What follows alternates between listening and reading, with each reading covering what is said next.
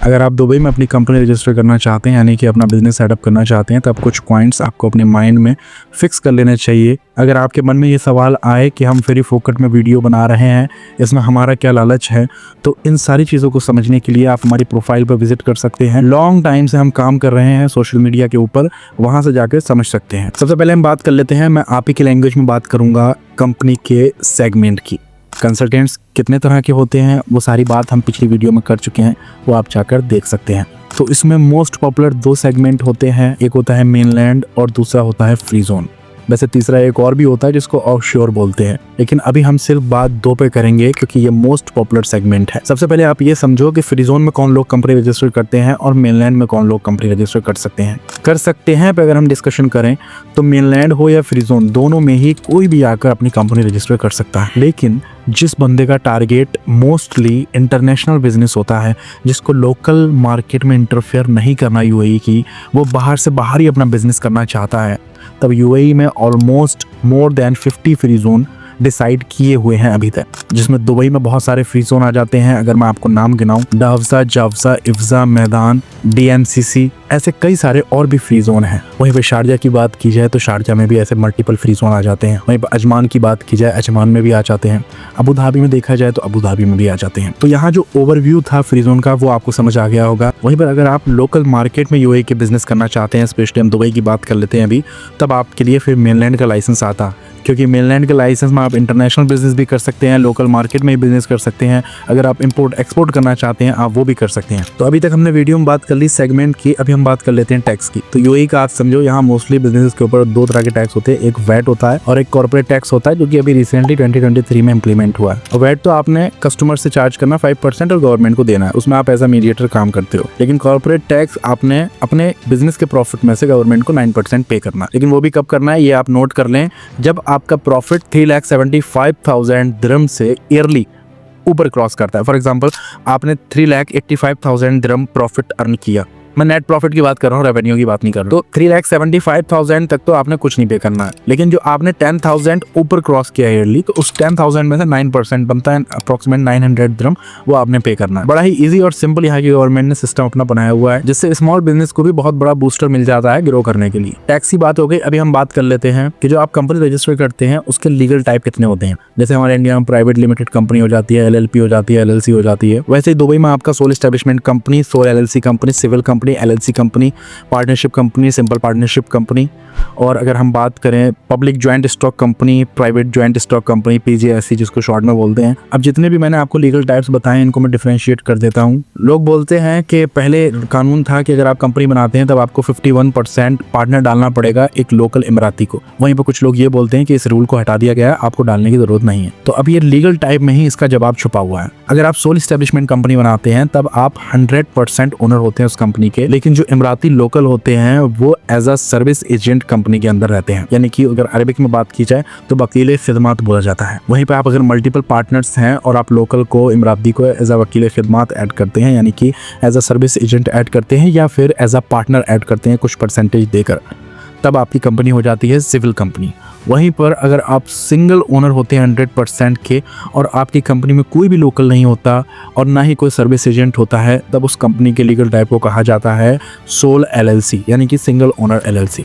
वहीं पे जो एलएलसी का ऑप्शन होता है उसमें आपके मल्टीपल पार्टनर्स होते हैं, उसमें आपको ऑप्शन मिल जाता है कि अगर आप लोकल इमराती को कुछ परसेंटेज देकर एज अ पार्टनर ऐड करना चाहते हैं तब भी आप कर सकते हैं। अगर आप नहीं करना चाहते, आप 3 के 3 पार्टनर इंडियंस हो या फॉरेन नेशनलिटीज से हो, तब भी आप उसमें पार्टनर रह सकते हो। अभी हम बात कर लेते हैं एक्टिविटीज़ की, बिजनेस एक्टिविटी जो होती हैं और उनसे जुड़े ग्रुप्स की। एक चीज़ हमेशा याद रखो, मैं एक एग्जांपल देकर हमेशा समझाता हूँ कि जो एक्टिविटीज़ होती हैं वो बच्चों की तरह होती हैं और जो ग्रुप होते हैं वो फादर की तरह होते हैं। अब अगर मैं फ्री जोन की बात करूँ तो फ्री जोन में तो ये है कि आप एक ही ट्रेड लाइसेंस में डिफरेंट ग्रुप की बिजनेस एक्टिविटीज़ ले सकते हैं। फॉर एग्जाम्पल, आप एक ही लाइसेंस में रियल एस्टेट की एक्टिविटी भी ले सकते हैं, रियल एस्टेट का काम करने के लिए। आप मार्केटिंग मैनेजमेंट की भी ले सकते हैं, आप जनरल ट्रेडिंग की भी ले सकते हैं। डिफरेंट एक्टिविटीज़ आपको मिल जाती हैं। लेकिन क्या लिमिटेशंस होती हैं फ्री जोन का लाइसेंस बनाने में, वो भी मैंने आपको बता दिया है। वहीं पर अगर मेनलैंड की बात की जाए तो मेनलैंड में आप एक चीज़ समझो कि एक ट्रेड लाइसेंस में आप एक फादर से, अगर आप एक ट्रेड लाइसेंस को एक घर की तरह मानते हैं, तो उस घर में एक फादर से जो बच्चे बिलोंग करते हैं 2, 3, 4, 5, 6, 7, उन सबको रख सकते हो, इजीली मैनेज कर लोगे। लेकिन उस एक घर में यानी कि उस एक ट्रेड लाइसेंस में आप अलग अलग फादर के इवन 6-7 तो छोड़ो 2 बच्चों को भी नहीं रख सकते। एक्टिविटीज के ग्रुप का क्लैश होगा और वो लाइसेंस आप इशू नहीं कर पाएंगे।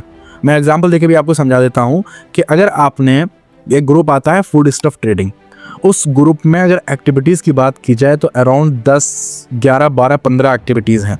Pack can trading, fruit and vegetable trading, dates trading जो खजूर की ट्रेडिंग होती है, अच्छा मसालों की ट्रेडिंग आ जाती है उसमें, उसके बाद पानी की, बेबी फूड ट्रेडिंग, ऐसी बहुत सारी एक्टिविटीज आ जाती हैं। तो ये सब किस में आती हैं? फूड स्टफ ट्रेडिंग के ग्रुप में। अब वहीं पे दूसरी तरफ हम जोड़ लेते हैं कि हमने कपड़ों का भी काम करना है, मतलब फॉर एग्जांपल कपड़े भी बेचने, मतलब टेक्सटाइल ट्रेडिंग भी करनी है। तो अब फूड स्टफ ट्रेडिंग और टेक्सटाइल ट्रेडिंग 2 अलग अलग ग्रुप हो गए। अब अगर हम चाहें कि एक एक्टिविटी हम इसमें से उठा लें फ्रूट एंड वेजिटेबल ट्रेडिंग वाली, और एक इसमें से उठा लें टेक्सटाइल ट्रेडिंग वाले में से, फॉर एग्जांपल हम मैन क्लोथ ट्रेडिंग वाली उठा लेते हैं, दोनों को मिला के हम एक लाइसेंस बना देते हैं, तो ऐसा पॉसिबल नहीं होता।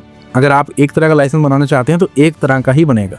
कपड़ा बेचना है तो सिर्फ कपड़ा बेचो, फल बेचना है, सब्जी बेचना है, सब्जी बेचो। हाँ, एक एक्टिविटी ज़रूर है कि अगर आप मल्टीपल चीज़ें बेचना चाहते हो, फल, कपड़ा, जूता, घड़ी, परफ्यूम, इलेक्ट्रॉनिक्स, तब आपका जनरल ट्रेडिंग का एक लाइसेंस आ जाता है। लेकिन उसमें आपको कॉस्ट का इतना फ़र्क देखने को मिलता है कि for example LLC single owner, अगर आप फ्रूट एंड वेजिटेबल की कंपनी बना रहे हैं, तब उसमें सबसे बड़ी जो फ़ी होती है पेमेंट वाउचर की, वो अप्रॉक्सीमेट 12 से 14,000 दिरहम तक आएगी। इंडियन रुपीज़ में इसको कैलकुलेट कर लेना। वहीं पे जनरल ट्रेडिंग का बनाओगे तब सिंगल ओनर LLC के साथ आपका वही पेमेंट वाउचर 26,000 से 28,000 तक आ सकता है। ऐसे ही बहुत सारी एक्टिविटीज़ आ जाती हैं, IT से रिलेटेड आ जाती हैं, टाइम शेयरिंग से रिलेटेड आ जाती हैं। लॉन्ग वीडियोस लाया करूंगा मैं हर एक एक्टिविटी पे, उससे आप निश्चिंत बेफिक्र हो जाएं। लेकिन अभी आप एक ओवरव्यू समझें। अभी इसमें ज़्यादातर लोगों का सवाल आता है इंपोर्ट और एक्सपोर्ट को लेकर। तो इंपोर्ट एंड एक्सपोर्ट को लेकर आप एकदम सिंपल समझो। फॉर एग्जांपल आपने फ्रूट एंड वेजिटेबल एक्टिविटी के साथ ट्रेड लाइसेंस बनाया, फ्रूट एंड वेजिटेबल ट्रेडिंग का। तो लाइसेंस बनने के बाद जो भी डॉक्यूमेंटेशन वर्क आपने कंप्लीट किया, आपको जस्ट कस्टम में जाके वो ट्रेड लाइसेंस अपना रजिस्टर कराना होता है। उसके ऊपर आप अपना इंपोर्ट भी कर सकते हो और एक्सपोर्ट भी कर सकते हो। अब यहीं पे एक और बड़ा इंटरेस्टिंग सवाल आता है टाइम ड्यूरेशन वाला, कि भाई ये पूरे प्रोसेस में लाइसेंस कंपनी फॉर्मेशन में टाइम ड्यूरेशन क्या होता है। देखिए, लाइसेंस फॉर्मेशन का मेरा अपना जो रिकॉर्ड है, मेरा खुद का जो आज तक मैं ब्रेक नहीं कर पाया, वो 4 घंटे का है, 4 आवर का। और ये मैं किसी फ्री जोन के लाइसेंस की बात नहीं कर रहा हूँ, ये मैं मेनलैंड की बात कर रहा हूँ, क्योंकि पर्सनली मैं जो डील करता हूँ वो मेनलैंड में करता हूँ। फ्री जोन में भी है, रेफरल एग्रीमेंट है, जो भी क्लाइंट आते हैं अगर वो मैं फ्री जोन को देता हूँ तो उससे मुझे अप्रिशिएशन रिवॉर्ड मिल जाता है। लेकिन उसके बावजूद भी मैं मेनलैंड में लोगों को अप्रोच क्यों करता हूँ बिजनेस रजिस्ट्रेशन के लिए? क्योंकि स्टार्टिंग में थोड़ी सी तकलीफ होती है, लेकिन अपॉर्चुनिटीज इतनी ज़्यादा होती हैं कि बंदा अगर पोटेंशियल रखता है, करू है बंदा, तो कर जाता है। और फिर हमें भी बड़ा सुकून मिलता है कि उसके साथ कांधे से कांधा मिला के खड़े होने में। Not only in company formation, end to end services, उसको आगे अपने एम्प्लॉय हायर करने हैं, उसको अपना आगे कोई वीज़ा लगाना है, कैंसिल करना है, या कंपनी रिन्यू करनी है, या ऑफिस से रिलेटेड कुछ असिस्टेंस हो जाती है, या फिर कंपनी बैंक अकाउंट से रिलेटेड कोई असिस्टेंस हो जाती है, तो हमें भी फिर वो सर्विसेज देने में बड़ा खुशी महसूस होती है जब हम बंदे को तरक्की की तरफ जाते देखते हैं। तो टाइम ड्यूरेशन की हम बात कर रहे थे, तो 1 से 2 दिन पकड़ के चलो। ये आपकी स्पीड के ऊपर भी डिपेंड करता है, आप किस स्पीड के साथ पेमेंट करते हैं। मैं ऐसा क्यों बोल रहा हूँ, सबसे इंपॉर्टेंट पॉइंट है, इसको नोट डाउन कर लेना। मैं जो भी कॉस्ट आपको बताऊंगा अप्रॉक्सीमेट, वो सिर्फ इसलिए बताऊंगा कि आप अपना बजट अपने पॉकेट में बना सको।